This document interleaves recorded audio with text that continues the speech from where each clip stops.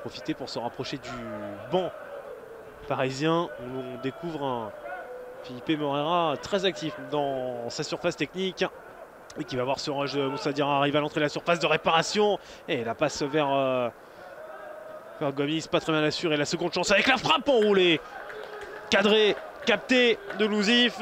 Très belle intervention de la part de Nicolas Kossic pour ce premier tir cadré à la 9e minute.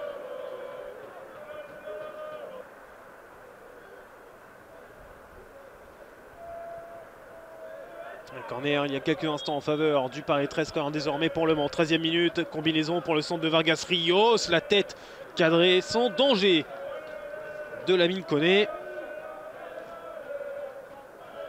Coup franc à très grande distance avec Florian Dexay. Kikonda, très long. Kalou pour redresser ce ballon. Louzif pour le reprendre et voir sa frappe déviée. Au fond, pas un relevoyer finalement. Cette bonne séquence de début de rencontre des Parisiens se concrétise sur un temps faible. Cette équipe-là change déjà avec Filipe Moreira et marque même son coup de pied arrêté. Comme quoi, tout est possible finalement avec ces Parisiens qui mènent 1-0 à 10 minutes du terme de cette première période. But inscrit par Louzif. Passe manquée pour Tristan Boubaya.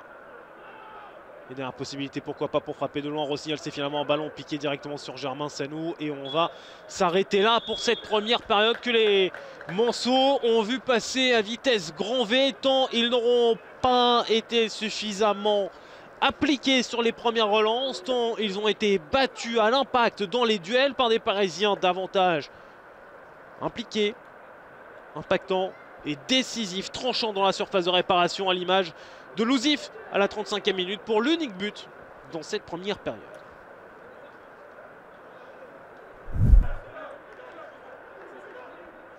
Réaction aussi du côté parisien dans quelques instants sur le banc. Et Fadiaga qui peut frapper, Salou s'envole pour claquer ce ballon en corner. Le Mans enfin dangereux. Il aura fallu attendre la 58e minute pour voir Germain Sanou s'envoler.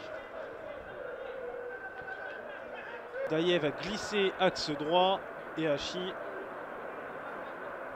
va prendre le rôle, le couloir du latéral droit qui était celui d'Edouard Daillet. Edouard Daillet, joueur toujours multiposte. Attention à ce ballon intéressant dans la surface de réparation. Hendrik Kofi s'écroule et pénalty en faveur du Mans. À la 76e minute, la faute de Jordi Kalou.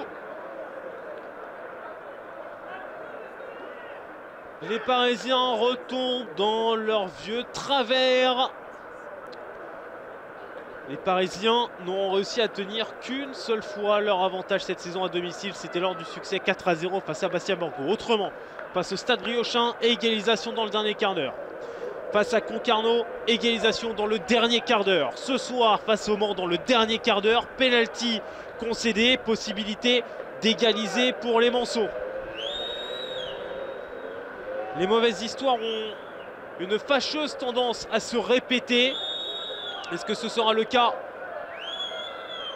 avec Hendrik Kofi?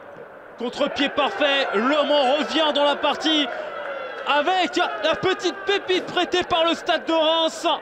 Il fallait bien ça, un penalty pour remettre Le Mans sur de bons rails et pour rappeler aux Parisiens que rien ne leur sourit dans le dernier quart d'heure cette saison à domicile. Compliqué par endroit, Hachi parce qu'il n'est pas appuyé pour Camara. Et le tac de Vargas Rios qui permet à Macan et Iko de progresser face à Edouard Daillet, faire reculer Edouard Daillet, revenir sur le pied droit et bien contenu à Iko. On a peut-être pu récupérer la faute, il préfère continuer son action tout à son honneur. Aussi Fadiaga, décage côté droit avec le centre de Pierre Guinda. Edouard Daillet passe au travers, à Iko toujours. Hachi qui remet plein axe. Ça n'a pas trop de sens ce que font les Parisiens sur le plan défensif. Cervantes servi par Fadiaga.